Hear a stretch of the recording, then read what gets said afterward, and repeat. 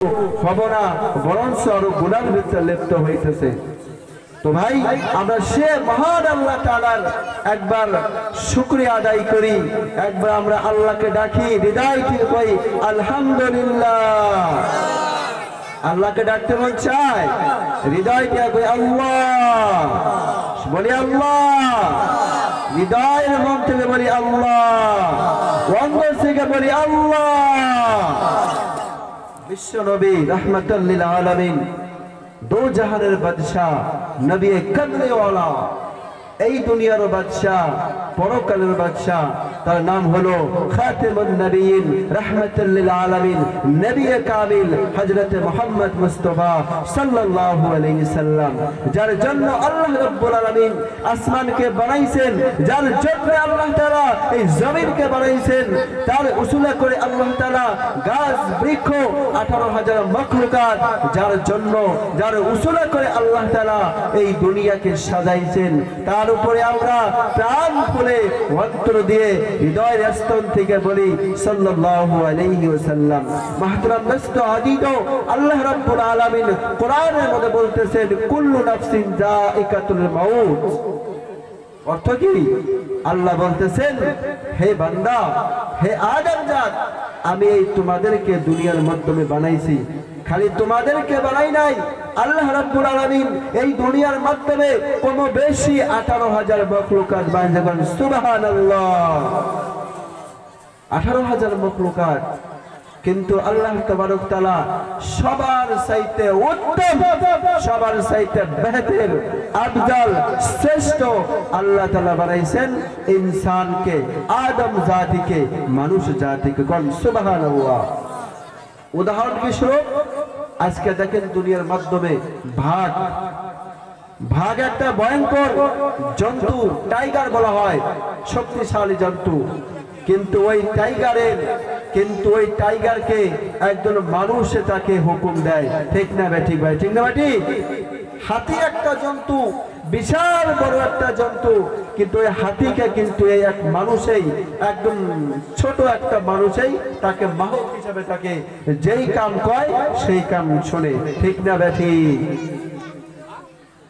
মুহতারাম দোস্ত আজিজ, আল্লাহ রাব্বুল আলামিন কোরআনে কারীমের মধ্যে বলেছেন কুল্লু নাফসিন যায়িকাতুল মাউত। আল্লাহ রাব্বুল আলামিন বলেছেন যে আমি যেই জন্তুর ভিতরে আল্লাহ বলতেছেন যার ভিতরে জান আছে, যার ভিতরে রূহ আছে, ওই জান থাকা বস্তুর উপরে আমি আল্লাহ তাকে একদিন মৃত্যুর স্বাদ চাকতে হবে। সুবহানাল্লাহ। বন্ধুগণ, আল্লাহ রাব্বুল আলামিন এই মানুষকে এই দুনিয়ার ভিতরে সর্বশ্রেষ্ঠ মাখলুকাত বানাইছে। বন্ধুগণ আমার, এই মানুষ আল্লাহ রাব্বুল আলামিন এই মানুষকে আল্লাহ তাআলা সর্বশ্রেষ্ঠ মাখলুকাত বানাইছে। সুবহানাল্লাহ। আল্লাহ রাব্বুল আলামিন বলেন, ও আমার বান্দা মানুষ, ইনসান, আমি তোমাকে দুনিয়ার মধ্যে বানাইলাম, আমি আল্লাহ তোমাকে এই দুনিয়ার মধ্যে যে বানাইলাম, তোমাকে দুনিয়ার মাধ্যমে পাঠানোর পর তোমাকে আমি ইচ্ছা দেই নাই, কিন্তু বান্দারে, ও মানুষ জাত, কিন্তু তোমরা এই দুনিয়ার মায়ের ভিতরে পড়ে এই দুনিয়ার ভিতরে এসে তোমরা আল্লাহকে বলে গেছো, ঠিক না ঠিক? বন্ধুগণ আমার, কিন্তু আল্লাহ রাব্বুল আলামিন বলেছেন যে আমি যে তোমাদেরকে বানাইছি, আমার দিকে তোমাকে একদিন না একদিন হলেই তোমাকে আমার দিকে আসতে হবে। বন্ধুগণ, ওই কবর, বন্ধুগণ আমার, কবরে মোর একটা জায়গা, বন্ধুরা আমার, এত ভয়ঙ্কর জায়গা। বন্ধুরে, আজকে দুনিয়ার উপর যদি আপনি কোনো মুসিবতে পড়েন, যদি কোনো কেসে পড়েন, যদি কোনো থানার ভিতর লিপ্ত হয়ে যান, বন্ধুরে, তোমাকে জন্য তোমার ভাই চলে যায়, তোমার চাচা চলে যায়, তোমার বড় ভাই চলে যায়, বন্ধুগণ আমার, ওখান থেকে তোমাকে ছুটাই আনে।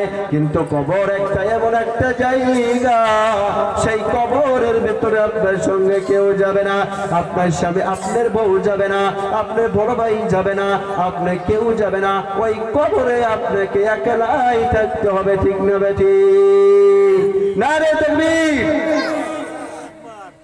কিন্তু বন্ধুগণ আমার ওই কবরটা ভয়ঙ্কর জায়গা। বন্ধুগণ আমার ওই কবরের ভিতরে বন্ধুগণ আমার আমাকেও তিনটা সওয়াল করবেন, আমাকেও তিনটা প্রশ্ন করবেন, আপনাকেও তিনটা প্রশ্ন করবেন, পুরো দুনিয়ার মানুষকে বন্ধুগণ আমার ওই আল্লাহ রাব্বুল আলামিন কবরে তিনটা প্রশ্ন করবেন। সবাই কি করবে? কিন্তু দেখা যায় এই কবরের মধ্যে খালি মুসলমানকে না, এই কবরের ভিতরে সবাইকে, ইনসান জাতিকে কবর জিন্দেগি কাজ বলা হয়, যে কবর বলা হয় একটা মানুষের রূহ যখন বের হয়ে যায়, বের হওয়ার পরে তার জিন্দেগিটা হলো কি কবর। যদি আপনি তাকে মাটি দেন তাও আপনাকে ওই তিনটা প্রশ্ন করবেই। বন্ধুগণ আমার সেই কবরের ভিতরে আপনাকে তিনটা প্রশ্ন করবে। নাম্বার 1, মান রব্বুকা, তোমার রবকে। বন্ধুগণ আমার, বন্ধুগণ ওইখানে আপনার মুখ বন্ধ হয়ে যাবে কবরের ভিতরে, আপনি হাতে কাম করবে না, আপনার পাইতে কাম করবে না, আপনি চক্ষুতে কাম করবে না, কিন্তু আপনার অঙ্গ প্রত্যঙ্গতে কাম করবে না। আল্লাহ রাব্বুল আলামিন ওই কবরের ভিতরে মুনকির নকিরের মাধ্যমে প্রত্যেক মানুষকে তিনটা সওয়াল করবে। তার মধ্যে 1 নম্বর প্রশ্ন হলো কি, মান রব্বুকা, তোমার রবকে। বন্ধুগণ ওই কবরের ভিতরে সবার জবান আমার আল্লাহ আরবি করে দিবেন। কোন সুবহানাল্লাহ, কোন সুবহানাল্লাহ। ভাইরা একটু আসলে আমার সামনে আসি ভাই। এই প্যান্ডেলে বসলিকারে আল্লাহ রাব্বুল আলামিন আপনার জীবনের গুনাহগুলো মাফ করবেন। দেখেন ভাই, আমরা সময় তো বহুত সময় বাদাল থাকি। সকাল থেকে যদি একবার নিজের জীবনকে যদি আমি একবার সার্ফে করি, সকাল থেকে সন্ধ্যা পর্যন্ত বাদালেই থাকি ভাই। তো আজকে একটা মৌকা, চান্স পাইছি আমরা অল্প সময়। ভাই সবাই এসে যাই ভাই, একটু বসে যাই। লা ইলাহা ইল্লাল্লাহ, লা ইলাহা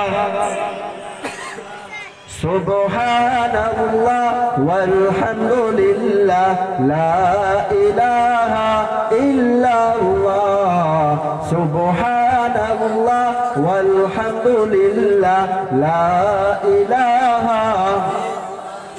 বন্ধুগণ আমার ওই কবরের ভিতরে প্রথম প্রশ্ন হবে কি, মান রব্বুকা, তোমার রবকে। বন্ধুগণ আমার একটা কথা মনে করবেন, বন্ধুগণ আমার কাল কঠিন কিয়ামতের দিন যখন আল্লাহ রাব্বুল আলামিন প্রত্যেক মানুষকে হিসাব নেবেন, আল্লাহ তাআলা বলবেন, বান্দারে তুমি যুবক হওয়ার থেকে নিয়ে আজ পর্যন্ত কবরে যাওয়ার আগ পর্যন্ত তোমার জীবনে কোন কোন কাজ করছো। বন্ধুগণ আমার ওই কঠিন কিয়ামতের দিন আল্লাহ রাব্বুল আলামিন মানুষের সর্বপ্রথমের হিসাব নেবে নামাজ।